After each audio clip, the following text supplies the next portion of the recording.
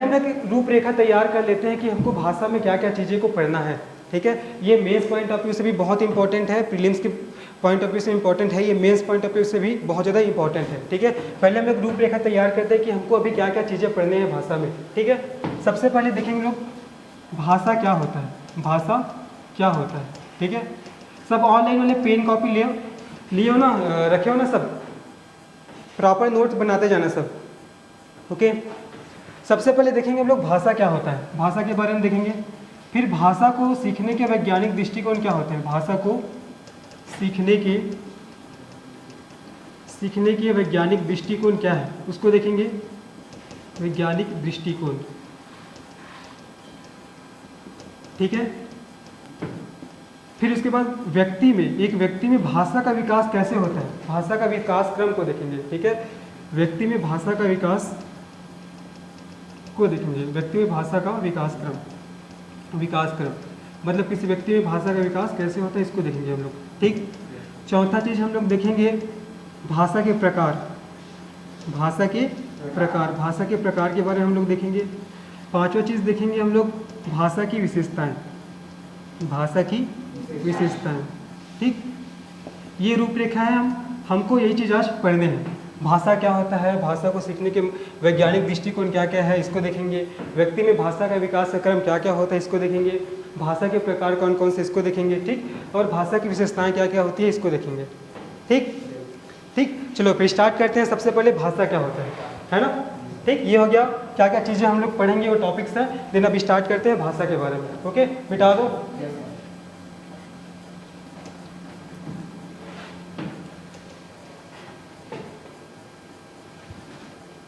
Online वाले सबको सुनाई दे रहे हैं ना आवाज। ठीक, चलिए देखते हैं भाषा। भाषा शब्द है संस्कृत के भाष धातु से मिलकर बना हुआ है। भाषा शब्द है संस्कृत के भाष धातु से मिलकर बना हुआ है। संस्कृत के भाष धातु से मिलकर बना हुआ है। भाष धातु से मिलकर बना हुआ है, से मिलकर बना है। ठीक है, इसका अर्थ होता है विचार प्रकट करना। क्या अर्थ होता है इसका, विचार प्रकट करना। क्या होता है, विचार प्रकट करना। भाषा संस्कृत के भाष धातु से मिलकर बना है, इसका अर्थ होता है विचार प्रकट करना। ठीक है, अब हम लोग इसके डेफिनेशन की ओर चलते हैं। तो भाषा वह माध्यम या साधन होता है, भाषा वह माध्यम या साधन होता है जिसके द्वारा हम अपने विचारों का आदान प्रदान करते हैं। समझ आया, भाषा वह माध्यम या साधन होता है जिसके द्वारा हम अपने विचारों का आदान प्रदान करते हैं। ठीक है, क्या है, भाषा वह माध्यम या, लिखिए आप लोग भी, भाषा वह माध्यम या साधन होता है जिसके द्वारा हम अपने विचारों का आदान प्रदान करते हैं, विचारों का आदान प्रदान करते हैं। ठीक, समझ आ गया। भाषा वह माध्यम व साधन होता है जिसके द्वारा हम विचारों का आदान प्रदान करते हैं। ठीक, इसको एक और तरीके से लिख सकते हैं, भाषा विचार अभिव्यक्ति का माध्यम होता है। विचार अभिव्यक्ति का माध्यम होता है। भाषा क्या होता है, विचार अभिव्यक्ति का माध्यम होता है। ठीक, समझ आया। अभी तक क्या देखे हमने, भाषा है वो संस्कृत के भाष धातु से मिलकर बनता है जिसका अर्थ होता है विचार प्रकट करना, है ना। फिर हमने डेफिनेशन के रूप में पढ़ना शुरू किया। तो भाषा वह माध्यम या साधन होता है जिसके द्वारा हम अपने विचारों का आदान प्रदान करते हैं। या एक तरीके से और इसको डिफाइन कर सकते हैं कि भाषा है वो विचार अभिव्यक्ति का माध्यम होता है। ठीक है, इसको एक और तरीके से परिभाषित किया जा सकता है। ठीक है, भाषा ध्वनि का समूह होता है। क्या होता है, भाषा ध्वनि का समूह होता है।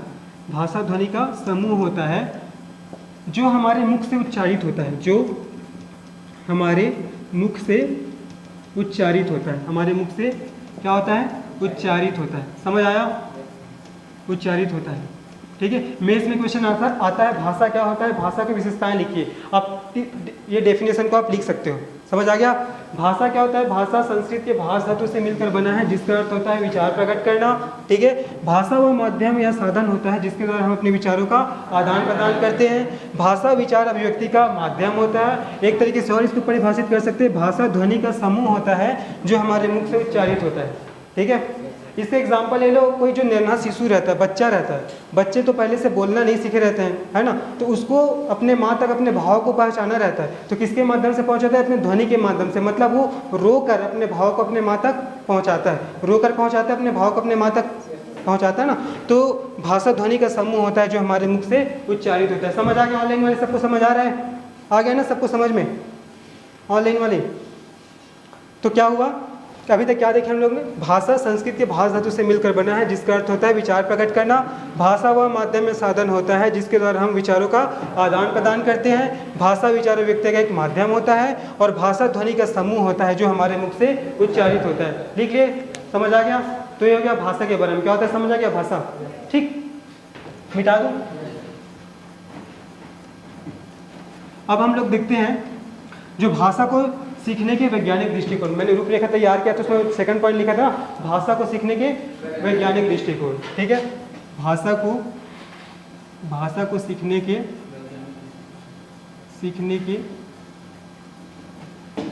वैज्ञानिक दृष्टिकोण या मनोवैज्ञानिक दृष्टिकोण, वैज्ञानिक दृष्टिकोण। ठीक है, ठीक है, इसको लिख लो मनोवैज्ञानिक दृष्टिकोण, मनोवैज्ञानिक दृष्टिकोण। भाषा को सीखने के मनोवैज्ञानिक लिख लो, मनोवैज्ञानिक। ठीक है, भाषा को सीखने के मनोवैज्ञानिक दृष्टिकोण। ठीक है, हम लोग कोई भी भाषा को कैसे सीख सकते हैं, इसके लिए हम लोग देखेंगे क्या क्या इसके दृष्टिकोण है। ठीक है, सबसे पहला क्या होना चाहिए? हमें जिज्ञासा होना चाहिए। जिज्ञासा दैट मीन्स क्या होता है? जिज्ञासा मतलब क्या होता है? बताओ जल्दी। जिज्ञासा मतलब जानने की इच्छा। ठीक है, जिज्ञासा मतलब क्या होता है? जानने की इच्छा, जानने की इच्छा। और जिज्ञासु किसे बोलेंगे? जिज्ञासु किसे बोलेंगे? वन वर्ड में आते हैं। जानने की इच्छा रखने वाले व्यक्ति को क्या बोला जाता है? जिज्ञासु, है ना। जिज्ञासु मतलब क्या होगा? जानने की इच्छा रखने वाला व्यक्ति, जानने की इच्छा रखने वाला व्यक्ति, इच्छा रखने वाला व्यक्ति।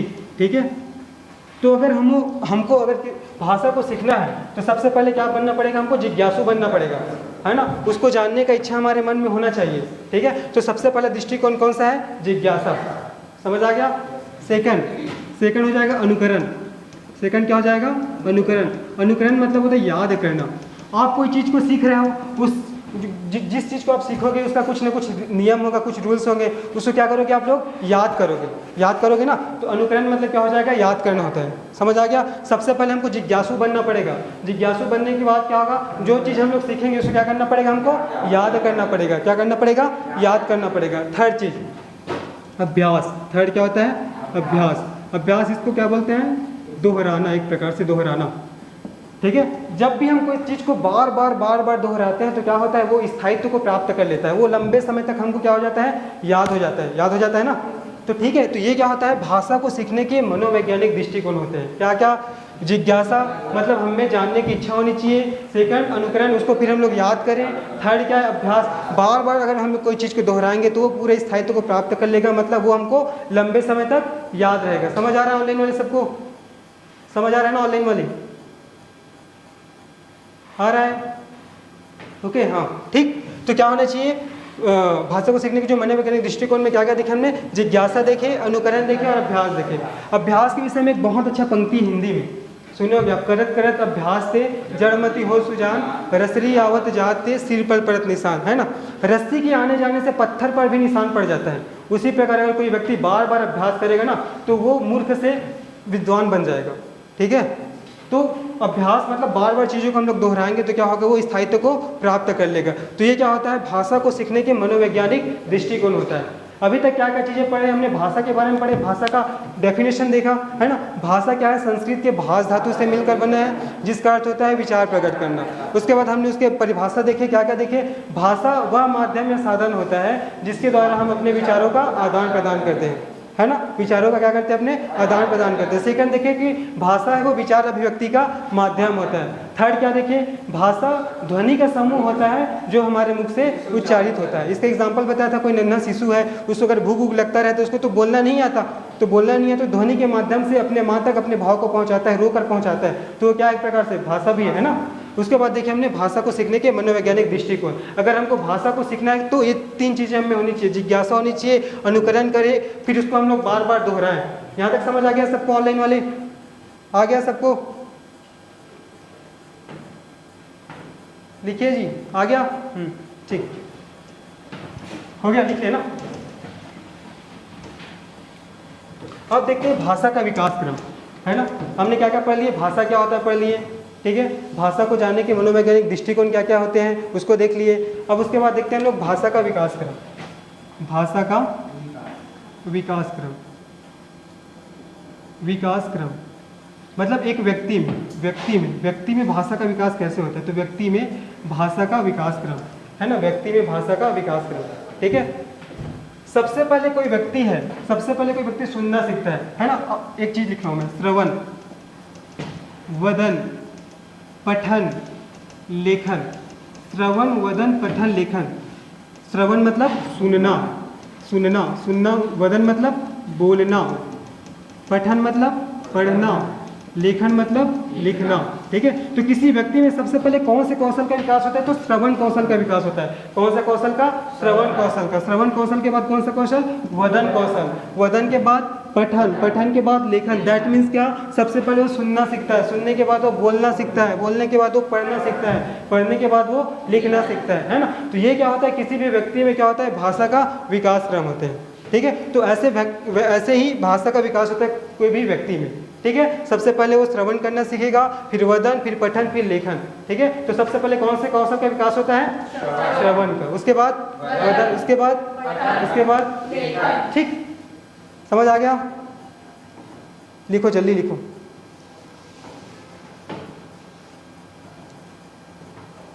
एक बार फिर से रिवाइज कर लेते हैं क्या क्या पढ़े। सबसे पहले भाषा का डेफिनेशन देखे, भाषा का डेफिनेशन देखने के बाद हमने देखे कि भाषा को सीखने के मनोवैज्ञानिक दृष्टिकोण क्या होते हैं उसको देखे। फिर हमने देखे भाषा का विकास क्रम, एक व्यक्ति में भाषा का विकास कैसे होता है, देख लिए, आ गया ना समझ में। चलो अब देखते हैं इसके बाद भाषा के प्रकार। लिखे थे रूपरेखा में बनाए थे हम लोग भाषा के प्रकार, ठीक। भाषा के प्रकार देखते हैं।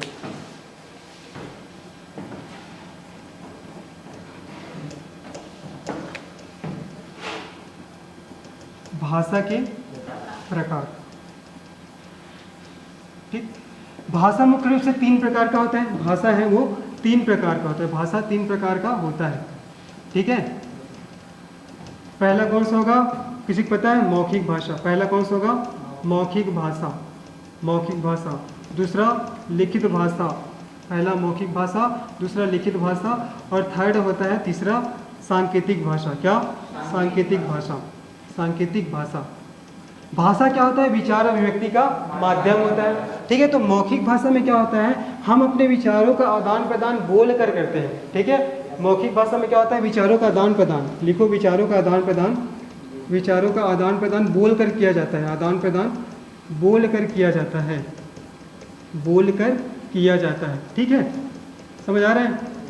अब उसके बाद लिखित भाषा में क्या होगा? विचारों का आदान प्रदान लिखित माध्यम में किया जाता है, ठीक है। इसमें क्या किया जाता है? विचारों का आदान प्रदान, विचारों का आदान प्रदान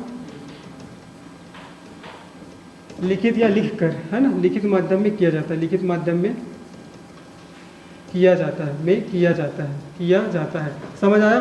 अब उसके बाद देखते हैं सांकेतिक भाषा। सांकेतिक भाषा में क्या हो जाएगा? इसमें विचारों का आदान प्रदान है वो संकेतों के माध्यम से किया जाता है। क्या किया जाता है इसमें? संकेतों के माध्यम से, ठीक है। संकेतों के माध्यम से किया जाता है किसका? विचारों का आदान प्रदान। समझ आ गया? अब यहाँ ये तो सबको पता है मौखिक भाषा क्या होता है, मतलब बोलकर हम लोग अपने विचारों का आदान प्रदान कर रहे हैं।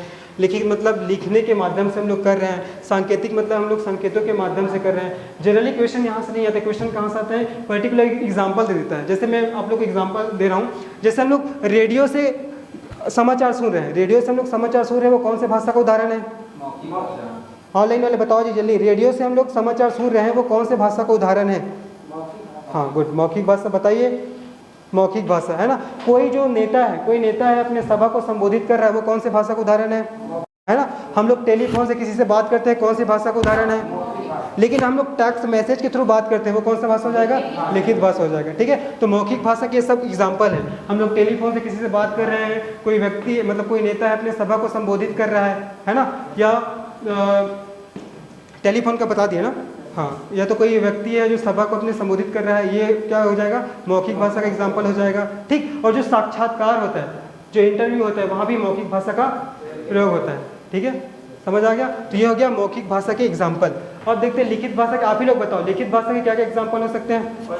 हाँ, पत्र पत्रिका हो गए, जितने भी न्यूज़पेपर पढ़ते हैं, है ना, बुक्स हो गए, ये सब कौन से भाषा का एग्जाम्पल है? लिखित भाषा का। सांकेतिक भाषा मतलब जैसे हम लोग सड़क वड़क में जाते हैं, जैसे पूरा संकेत बना होता है, स्टॉप, स्टॉप ऐसे लिखा है तो हम लोग समझ जाते हैं कि हाँ हमको रुकने बोल रहा है ना, समझ आ गया। संकेतों के माध्यम से विचारों का आदान प्रदान करते हैं, जैसे ये इधर मुड़ना है, ऐसा दिया तो ऐसे दिया तो इधर मुड़ना है। ठीक है, तो संकेतों के माध्यम से क्या होता है? इसमें विचारों का आदान प्रदान होता है ना, इसको क्या बोलेंगे लोग? सांकेतिक भाषा बोलेंगे। ठीक है, अब आप लोग बताओ मुझे कि तीनों भाषा में कौन सा भाषा सबसे सरल है और कौन सा भाषा सबसे कठिन है? अगर सरल है तो वो सरल क्यों है, कठिन है तो वो कठिन क्यों है?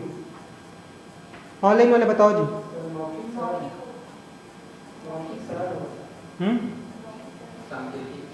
हाँ, मौखिक क्या होगा?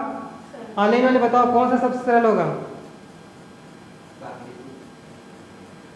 सांकेतिक सरल होगा? ऐसा नहीं है, सबसे सरल होगा मौखिक होगा।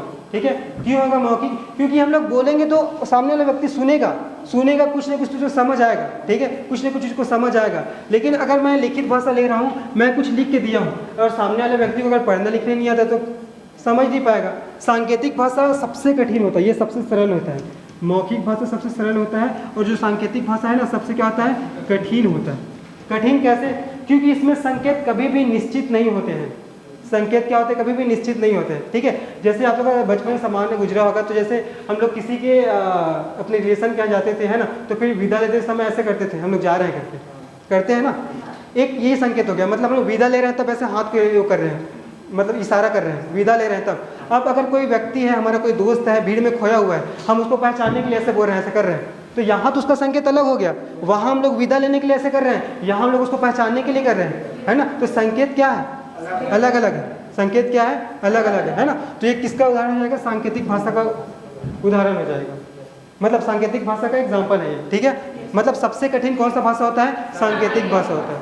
सांकेतिक भाषा के और एग्जाम्पल क्या हो जाएगा? जैसे अभी IPL चल रहा है, IPL चल रहा है तो अभी जैसे एम्पायर है, एम्पायर कोई आउट होता है, खिलाड़ी तो अपना हाथ ऊपर करता है, कोई बोलता नहीं कि आउट हो गया तुम हाथ ऊपर करो बताओ चिल्ला करके, वो हाथ ऊपर करता है तो हम लोग समझ जाते हैं कि हाँ वो आउट हो गया है, समझ जाते हैं ना। तो क्या है? सांकेतिक भाषा का उदाहरण है। वाइड बॉल है ऐसे कर दिया, हम लोग समझ जाते हैं हाँ वो वाइड बॉल है करके। ठीक, तो किसके एग्जाम्पल है? सांकेतिक भाषा के। मतलब अगर भाषा में भी देखा जाए तो सबसे सरल भाषा कौन सा होता है? मौखिक भाषा, क्योंकि हम बोलेंगे तो व्यक्ति कुछ ना कुछ को समझ आएगा, सुनेगा, है ना। लेकिन जो लिखित भाषा अगर हम लोग बोल दें और सामने वाले व्यक्ति को अगर पढ़ना लिखना नहीं आता तो कोई मतलब नहीं होगा, समझ नहीं पाएगा। सांकेतिक भाषा क्या है? इसके जो संकेत है वो निश्चित नहीं होते, इसका क्या होता है? ये कठिन होते हैं। समझ आ गया यहाँ तक? फिर से एक बार हम लोग स्टार्टिंग से रिवाइज करते हैं क्या क्या चीज़ हम लोग पढ़े हैं। ठीक है, सबसे पहले देखिए हम लोग भाषा के बारे में देखें, भाषा के बारे में देखें, है ना। भाषा संस्कृत के भाष धातु से मिलकर बना हुआ है, जिसका अर्थ क्या होता है? विचार प्रकट करना, जिसका अर्थ होता है विचार प्रकट करना, है ना। उसके बाद हमने डेफिनेशन देखे, तीन डेफिनेशन देखे। पहला क्या है? भाषा वह माध्यम या साधन होता है जिसके द्वारा हम अपने विचारों का आदान प्रदान करते हैं, विचारों का अपना आदान प्रदान करते हैं। सेकंड, भाषा विचार अभिव्यक्ति का एक माध्यम होता है। थर्ड क्या देखे? भाषा ध्वनि का समूह होता है जो हमारे मुख से उच्चारित होता है, जो हमारे मुख से उच्चारित होता है। ठीक है, भाषा के बारे में देखिए। इसके बाद हमने देखे भाषा को जानने के मनोवैज्ञानिक जो दृष्टिकोण क्या क्या चीज़, इसको देखिए। सबसे पहले क्या होनी चाहिए? हमारे मन में जिज्ञासा होना चाहिए। कोई भी चीज़ को जानना है मतलब हम हमारे मन में उसके प्रति जिज्ञासा होनी चाहिए। जिज्ञासु मतलब जानने की इच्छा रखने वाला व्यक्ति, जिज्ञासा मतलब जानने की इच्छा, कोई भी चीज़ को जानना है तो जिज्ञासा होनी चाहिए। सेकंड, अनुकरण, अनुकरण मतलब याद करना, कोई चीज़ हम लोग सीखे हैं तो क्या करेंगे? उसको याद करेंगे। थर्ड क्या है? अभ्यास, अभ्यास मतलब उस चीज़ को बार बार दोहराना। जब तक हम चीज़ों को बार बार नहीं दोहराएंगे वो स्थायित्व को प्राप्त नहीं करेगा। जब हम लोग बार बार कोई चीज़ को करते हैं तो क्या होता है? वो चीज़ों को स्थायित्व रूप प्रदान हो जाता है, मतलब स्थायित्व रूप वो प्राप्त कर लेता है। उसके बाद हमने देखे कि भाषा का विकास, एक व्यक्ति में भाषा का विकास कैसे होता है। देखिए, ठीक है, सबसे पहले कौन से कौशल का विकास होता है? श्रवण कौशल का विकास होता है। उसके बाद वदन कौशल का, उसके बाद लेकिन जो बोलने, प्रहलाद वर्मा बोल नहीं पाता उसके लिए सांकेतिक भाषा से, हाँ जो बोल नहीं पाते उसके लिए सरल है, प्रहलाद। ठीक है, सबसे पहले कौन से कौशल का विकास होता है? श्रवण कौशल का, उसके बाद वदन, उसके बाद पठन, उसके बाद लेखन। मतलब सबसे पहले व्यक्ति सुनना सीखता है। वैसे सुनना सीखता है क्या? सुनना तो उसको जन्मजात ही उसको मिला रहता है वो गुण, है ना, सुनने का, है ना। सुनना सीखता है सबसे पहले, उसके बाद बोलना सीखता है, उसके बाद पढ़ना सीखता है, उसके बाद लिखना सीखता है ना। तो ये विकास क्रम होता है भाषा का किसी व्यक्ति में। ठीक है, उसके बाद हमने देखे भाषा के प्रकार देखे, कौन कौन सा? मौखिक भाषा, लिखित भाषा, सांकेतिक भाषा। ठीक है, मौखिक भाषा, लिखित भाषा और सांकेतिक भाषा। मौखिक भाषा में विचारों का आदान प्रदान बोल कर किया जाता है, बोल कर किया जाता है। इस एग्जाम्पल कौन कौन सा जाएगा? टेलीफोन से बात कर रहे हैं, कोई, हाँ कोई नेता है अपने सभा को संबोधित कर रहा है, उस टाइम हो गया। साक्षात्कार, इंटरव्यू हो रहा है, उस टाइम हो गया। ठीक है, और हम लोग रेडियो से समाचार सुन रहे हैं, वो भी किसके एग्जाम्पल है? मौखिक भाषा का हो जाएगा। लिखित भाषा के एग्जाम्पल क्या क्या हो जाएंगे? पत्र पत्रिकाएं हो गया, समाचार पत्र हो गया, है ना। मैगजीन जो पढ़ते हैं सब कौन से भाषा के अंदर आ जाएगा? लिखित भाषा के। फिर सांकेतिक भाषा में हम अपने विचारों का आदान प्रदान संकेतों के माध्यम से करते हैं। इसमें वही ये संकेत जो लगे रहते हैं, इसी से क्या है हमको पता चलता है। समझ आ गया यहाँ तक? आ गया सबको? ऑनलाइन वाले लिख रहे हो ना इसको? ठीक, अब देखते हैं हम लोग भाषा की विशेषताएं। ठीक, मिटा दूं?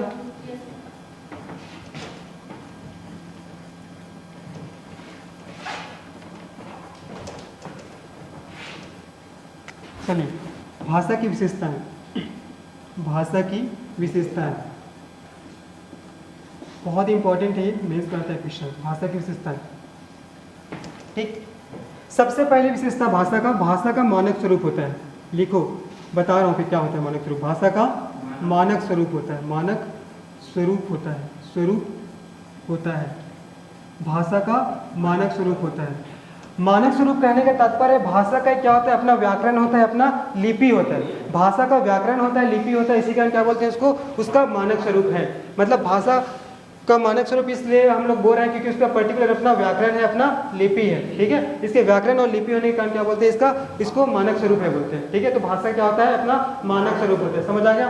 सेकेंड चीज, भाषा एक सामाजिक प्रक्रिया है। भाषा एक सामाजिक प्रक्रिया है। मानक स्वरूप क्यों बोलते हैं? समझ आ गया ना? सामाजिक, क्योंकि इसका अपना ग्रामर होता है, व्याकरण होता है, लिपि होता है। ठीक, उसके बाद भाषा एक सामाजिक प्रक्रिया है। क्या है? भाषा एक सामाजिक प्रक्रिया है। ठीक, अब देखो ये कैसे भाषा एक सामाजिक प्रक्रिया कैसे है? कोई भी व्यक्ति एक ही दिन में भाषा को नहीं सीख पाता। कोई भी व्यक्ति एक ही दिन में भाषा को नहीं सीख पाता। उसके लिए उसको समाज में रहना पड़ता है, समाज में लोगों को देखना पड़ता है, ऑब्जर्व करना पड़ता है, अनुकरण करना पड़ता है, बार बार चीज़ों को दोहराना पड़ता है, तब वो क्या करता है? भाषा को सीख पाता है। ये चीज़ें कब पॉसिबल होगी? जब वो समाज में रहेगा तब, है ना। तो इस कारण क्या है? भाषा एक सामाजिक प्रक्रिया है। मतलब एक ही दिन में वो भाषा को नहीं सीख पाता, है ना। वो समाज में रहेगा, देखेगा लोगों को, है ना, उसको अनुकरण करेगा, उसको दोहराएगा, तभी क्या करेगा? वो भाषा को सीख पाएगा। ठीक है, तो भाषा क्या है? सामाजिक प्रक्रिया। पहला क्या है? भाषा का मानक स्वरूप होता है। दैट मीन्स क्या? भाषा का अपना ग्रामर होता है, अपना लिपि होता है। ठीक है, और भाषा एक सामाजिक प्रक्रिया है। समझ आ गया क्यों सामाजिक प्रक्रिया है? ठीक, थर्ड देखो, भाषा का कोई अंतिम स्वरूप नहीं होता। भाषा का कोई अंतिम स्वरूप नहीं होता। अंतिम स्वरूप नहीं होता। ये भाषा का कोई अंतिम स्वरूप नहीं है, तभी भाषा में बदलाव हो रहे हैं। जैसे एग्जांपल दे दूं, सबसे पहले क्या हमारी जगत जननी भाषा कौन है? संस्कृत है। संस्कृत के बाद आया था पाली भाषा। पाली भाषा का विकास होता। पाली के बाद प्राकृत भाषा आया था। जो जितने बौद्ध जो ग्रंथ है पाली भाषा में लिखे गए थे ना। जो जैन ग्रंथ किस भाषा में लिखे गए थे? प्राकृत भाषा में लिखे गए थे। पढ़े हो ना बौद्ध? हाँ, प्राकृत भाषा के बाद अपभ्रंश भाषा हुआ। अपभ्रंश के बाद हिंदी भाषा हुआ, है ना। ये बताऊंगा मैं बाद में, अभी फिलहाल एग्जाम्पल के तौर पर बता रहा हूँ। ठीक है, भाषा का कोई अंतिम स्वरूप नहीं है, तभी ये क्या हो रहा है? चेंज हो रहे हैं, समय के साथ चेंज हो रहे हैं। अगर इसका अंतिम स्वरूप होता तो चेंज नहीं हो पाता। मतलब आज भी अगर इसका अंतिम स्वरूप रहता है तो आज भी हम लोग क्या करते हैं? संस्कृत को पढ़ते रहते हैं, है ना, संस्कृत को पढ़ते रहते हैं। तो भाषा का कोई अंतिम स्वरूप नहीं होता, इसी कारण क्या हो रहा है? ये चेंज हो रहा है समय के साथ। ठीक है, तो ये समझ आ गया, भाषा का मानक स्वरूप होता है। समझ आ गया आप लोग को? भाषा एक सामाजिक प्रक्रिया है, और ये क्या है? भाषा का कोई अंतिम स्वरूप नहीं होता। समझ आया ऑनलाइन वाले? भाषा का कोई अंतिम स्वरूप नहीं होता। ठीक है, अब देखते हैं चौथा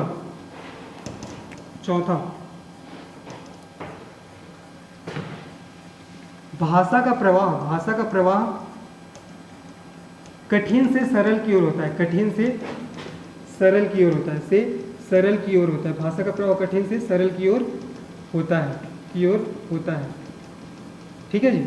भाषा का प्रवाह कठिन से सरल की ओर होता है, इसका कहने का तात्पर्य देखो, जब तक हम कोई भाषा का कंप्लीट रूप से व्याकरण को नहीं जानते हैं, लिपि को नहीं जानते हैं, तो क्या लगता है हमको, कठिन लगता है। जब हम उसके व्याकरण को, लिपि को अच्छे से जान जाते हैं तो क्या लगने लगता है, वो हमको सरल लगने लगता है। तो भाषा का प्रवाह कठिन से सरल की ओर होता है, समझ आ गया। ठीक है, पांचवा लिखो, भाषा की विभिन्न संरचनाएं होती है, विभिन्न संरचनाएं होती है, संरचनाएं होती है। ये क्या है, भाषा की विशेषता है। भाषा की विशेष मतलब विभिन्न संरचनाएं होती है, अलग अलग भाषा के क्या होते हैं, अपने अपने अलग संरचना होते हैं। ठीक है, तो ये टोटल हुए भाषा की विशेषताएं। सबको समझ आया। सबसे पहले क्या है, भाषा का मौलिक स्वरूप होता है, मतलब भाषा का एक अपना व्याकरण होता है, अपना लिपि होता है। सेकंड, भाषा एक सामाजिक प्रक्रिया है, मतलब कोई भी व्यक्ति भाषा को एक दिन में नहीं सीख पाता। अगर उसको भाषा को सीखना है तो समाज में रहना पड़ेगा, समाज के लोगों को देखना पड़ेगा, उसका अनुकरण करना पड़ेगा, दोहराना पड़ेगा, अभ्यास करना पड़ेगा, तब क्या होगा, उसमें भाषा का विकास होगा। तो एक प्रकार से क्या होगा, वो जब व्यक्ति समाज में रहेगा तब, इसलिए भाषा क्या एक सामाजिक प्रक्रिया है। ठीक है। थर्ड है, भाषा का कोई अंतिम स्वरूप नहीं होता।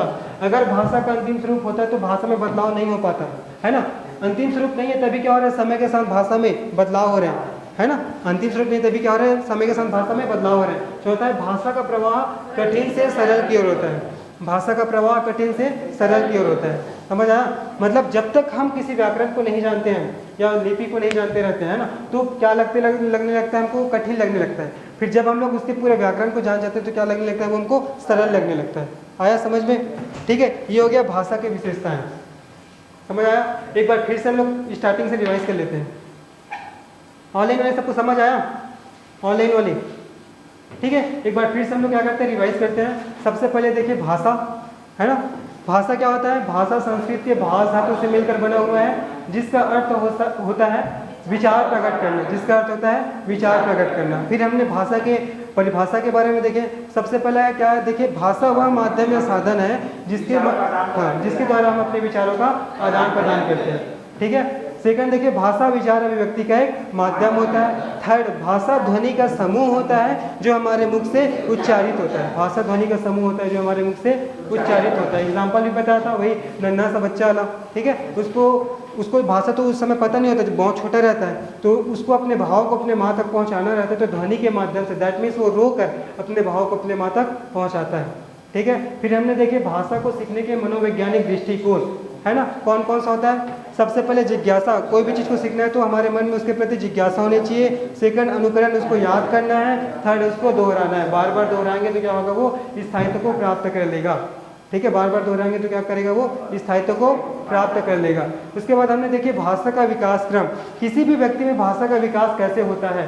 ठीक है, तो सबसे पहले उसमें श्रवण कौशल का विकास होता है ना। सबसे पहले वो सुनना सीखता है, उसके बाद वदन, बोलना सीखता है, बोलने के बाद वो पढ़ना सीखता है, हाँ पठन, उसके बाद लेखन, है ना, लिखना सीखता है। ठीक है, तो सबसे पहले कौन सा कौशल, श्रवण, उसके बाद लेखन, है ना। ये हो गया किसी व्यक्ति में भाषा का विकास क्रम, है ना। उसके बाद हमने देखिए भाषा के प्रकार देखे, भाषा कौन कौन से प्रकार के होते हैं। तो भाषा 3 प्रकार के होते हैं, कौन कौन सा, मौखिक भाषा, लिखित भाषा और एक सांकेतिक भाषा। मौखिक भाषा में क्या होता है, हम अपने विचारों का आदान प्रदान बोल कर करते हैं, उसको क्या बोलते हैं, मौखिक भाषा। मौखिक भाषा के एग्जाम्पल कौन कौन से हो गए, बहुत सारे एग्जाम्पल है मौखिक भाषा के, है ना। कौन कौन से बताया था मैंने, साक्षात्कार होता है, तो हम लोग टेलीफोन से किसी से बात कर रहे हैं, रेडियो से हम लोग समाचार सुन रहे हैं, ना, नेता है अपने सभा को संबोधित कर रहे हैं, सब कौन सी भाषा का एग्जाम्पल है, मौखिक भाषा का। उसके बाद देखिए हमने लिखित भाषा। लिखित भाषा में मतलब इसमें क्या होगा, विचारों का आदान प्रदान है वो लिखित माध्यम में होगा। कौन कौन सा होगा, इस एग्जाम्पल बुक्स हो गया, मैगजीन हो गया, पत्र पत्रिकाएं हो गया,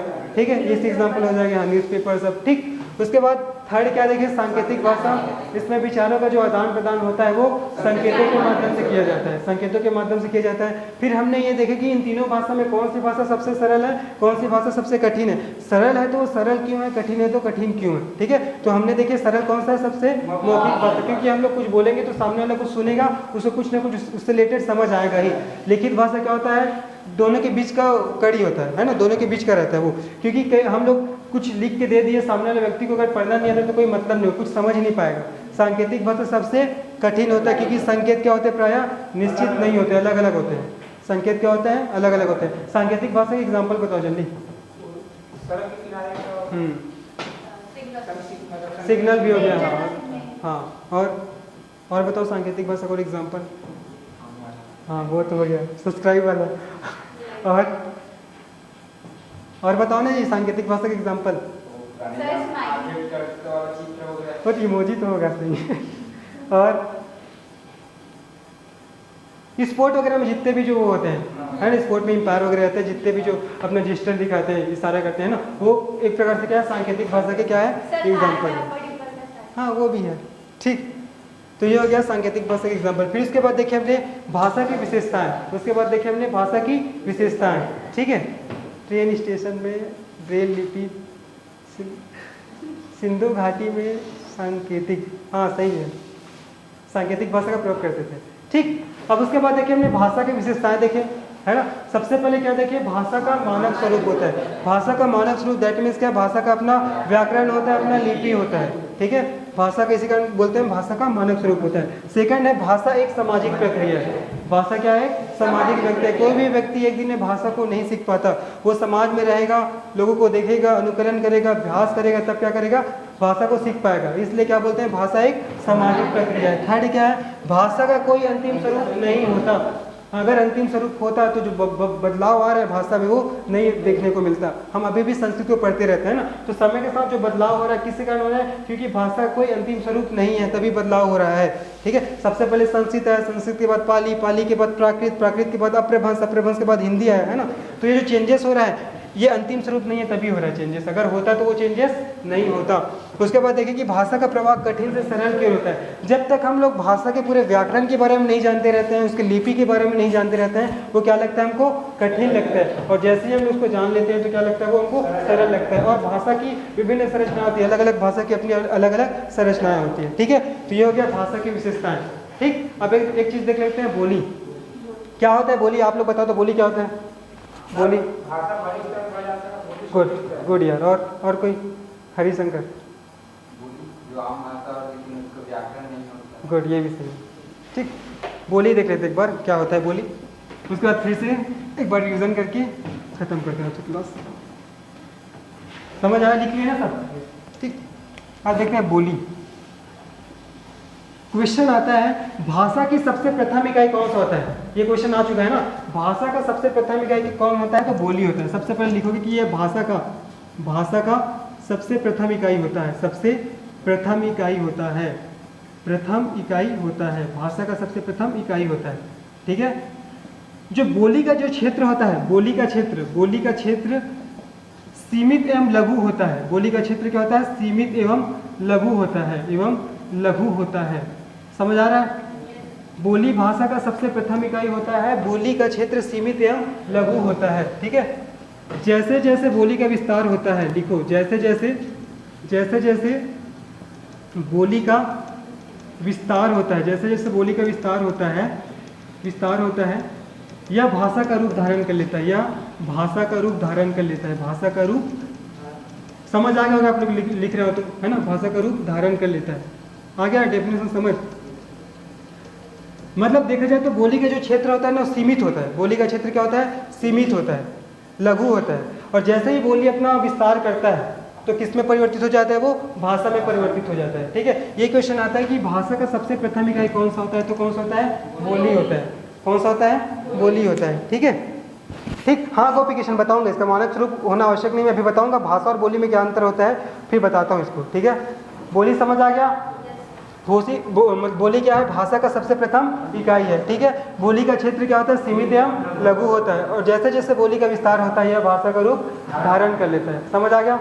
अब देखते हैं हम लोग बोली और भाषा में क्या अंतर है, मोस्ट इंपॉर्टेंट, ठीक है। बोली और भाषा में क्या अंतर है, आप कुछ बता सकते हो क्या अंतर होता होगा बोली और भाषा में, कोई बताओ जल्दी,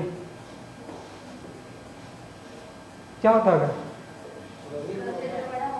हाँ एक अंतर ये हो गया, समझ आ गया,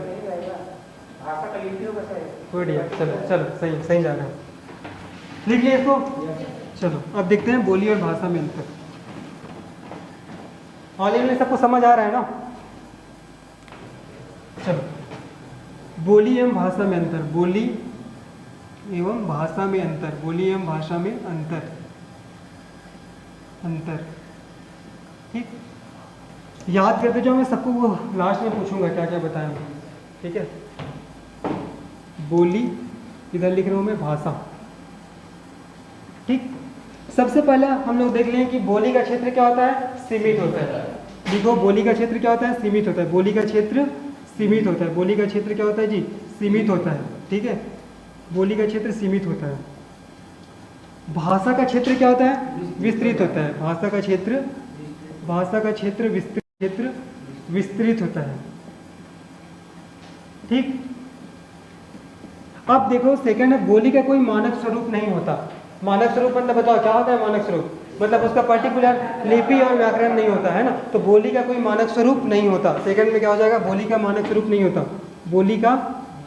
बोली का मानक स्वरूप नहीं होता। मानक स्वरूप नहीं होता। ठीक, बोली का मानक स्वरूप नहीं होता। इसमें क्या हो जाएगा, भाषा में भाषा का मानक स्वरूप होता है। भाषा का मानक स्वरूप होता है। मानक स्वरूप होता है। समझ आ गया ना, मानक स्वरूप किसे कहते हैं, मानक स्वरूप होता है। ठीक है। ठीक, बोली के अंदर कभी भी भाषा नहीं होता। बोली के अंदर भाषा नहीं होता, लेकिन भाषा के अंदर बोली या उपबोलियां हो सकती है। ठीक है, बोली के अंदर भाषा नहीं होता। तीसरा लिखो, बोली के अंदर भाषा नहीं होता। अंदर भाषा नहीं होता। भाषा नहीं होता। नहीं होता। ठीक है, इसमें क्या हो जाएगा, भाषा के अंदर बोली हो सकती है, बोली या उपबोलियां हो सकती है। भाषा के अंदर बोली या उपबोलियां हो सकती है। बोलियां हो सकती है। ठीक है, समझ आ गया।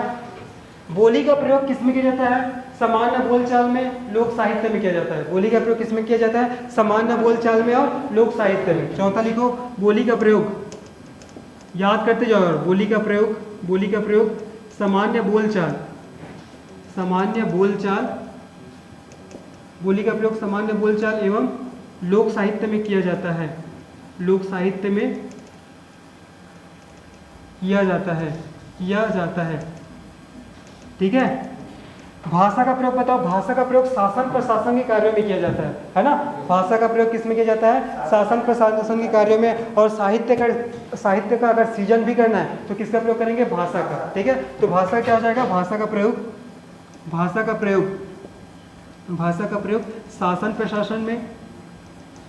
प्रशासन में और किसमें, साहित्य सृजन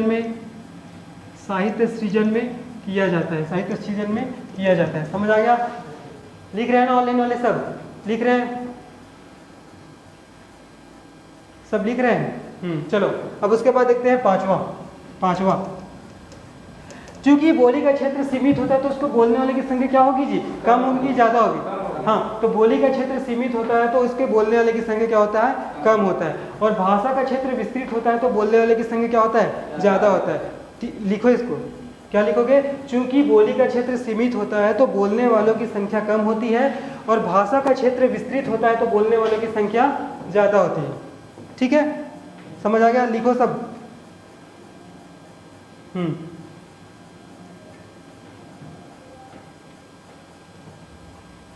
लिख लिए, हो गया ना। ठीक, अब फिर से एक बार स्टार्टिंग से क्या पढ़े हैं उसको रिवाइज करते हैं, फिर आगे क्लास हो गया। ठीक, समझ आया सबको, आ गया ना, हरिशंकर आया समझ में।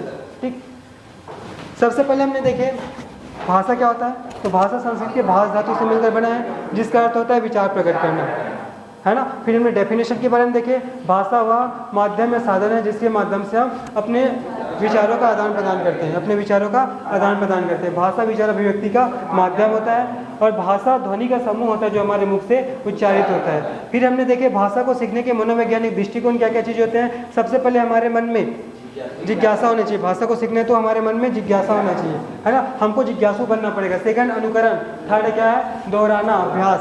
कोई चीज़ को सीखना है तो हम लोग क्या करेंगे, बार बार उसको दोहराएंगे, बार बार अभ्यास करेंगे, तभी वो क्या करेगा, स्थायित्व को प्राप्त कर लेगा। ठीक है, उसके बाद हमने देखा कि एक व्यक्ति में भाषा का विकास कैसे होता है, कौन कौन से क्रम होते हैं उसके। तो सबसे पहले कौन से कौशल का विकास होता है, श्रवण कौशल। श्रवण कौशल के बाद वदन, वदन के बाद पठन, पठन के बाद लेखन। दैट मीन सबसे पहले सुनना सीखेगा, सुनने के बाद बोलना, बोलने के बाद पढ़ना, पढ़ने के बाद लिखना। ठीक है, इस प्रकार से किसी व्यक्ति में भाषा का विकास होता है। उसके बाद हमने देखे भाषा के जो प्रकार देखे, कौन कौन से होते हैं भाषा के प्रकार। सबसे पहला मौखिक भाषा, दूसरा लिखित भाषा, तीसरा सांकेतिक भाषा, है ना। मौखिक भाषा में क्या होता है, हम अपने विचारों का आदान प्रदान बोल कर करते हैं। लिखित भाषा में अपने विचारों का आदान प्रदान लिख कर करते हैं, है ना, लिखित माध्यम से करते हैं। और सांकेतिक भाषा में संकेतों के माध्यम से किया जाता है, ठीक है। उसके बाद हमने देखिए भाषा की विशेषताएं क्या होती है ना। भाषा की विशेषता देखिए, भाषा की सबसे पहली विशेषता की भाषा का अपना मानक स्वरूप होता है, मतलब इसका अपना एक ग्रामर होता है, लिपि होता है, ठीक है। सेकंड देखिए हम लोग, भाषा एक सामाजिक प्रक्रिया है, मतलब भाषा को सीखने तो हमको समाज में रहना पड़ेगा, लोगों को देखना पड़ेगा, अनुकरण करना पड़ेगा, तब सीख पाएंगे। थर्ड क्या है, भाषा का कोई अंतिम स्वरूप नहीं होता, अगर अंतिम स्वरूप होता तो भाषा में जो परिवर्तन हो रहे हैं वो सब नहीं हो पाता। 3 हो गया। चौथा क्या होता है, भाषा का जो प्रवाह है वो कठिन से सरल की ओर होता है। जब तक हमको ग्रामर के बारे में पता नहीं रहता तो हमको वो चीज़ कठिन लगता है, जब हमको पूरा पता चल जाता है तो सरल लगने लगता है। पांचवा, भाषाओं का विभिन्न संरचना होती है ना, भाषाओं के क्या होता है, विभिन्न संरचनाएं होती है, ठीक है। उसके बाद मैंने बताया आप लोग को बोली। बोली क्या होता है, बोली भाषा का सबसे प्रथम इकाई होता है। बोली का क्षेत्र क्या होता है, सीमित होता है और लघु होता है ना। बोली का क्षेत्र क्या होता है, सीमित और लघु होता है। जैसे जैसे बोली अपना विस्तार करता है, किसमें बदल जाता है, ये भाषा में बदल जाता है। फिर मैंने आप लोग को बोली और भाषा में अंतर बताया, है ना। बोली का क्षेत्र क्या होता है, सीमित होता है, भाषा का क्षेत्र क्या होता है, विस्तृत होता है ना। बोली का कोई मानक स्वरूप नहीं होता, भाषा का मानक स्वरूप होता है। और क्या है, थर्ड है, बोली के अंदर भाषा कभी नहीं होगा, लेकिन भाषा के अंदर बोली या उपबोलियाँ हो सकती है। फिर बोली का प्रयोग सामान्य बोलचाल में, लोक साहित्य में किया जाता है ना। भाषा का प्रयोग है वो शासन प्रशासन में, साहित्य सृजन में किया जाता है, ठीक है। फिर एक लास्ट बताया, क्योंकि बोली का क्षेत्र सीमित है तो इसको बोलने वाले की संख्या क्या होती है, कम होती है, और भाषा का क्षेत्र विस्तृत है तो इसको बोलने वाले की संख्या ज़्यादा होती है। समझ आया सबको। अब आगे का हम लोग कल देखेंगे। ऑनलाइन वाले सबको समझ आया, आ गया सबको समझ में।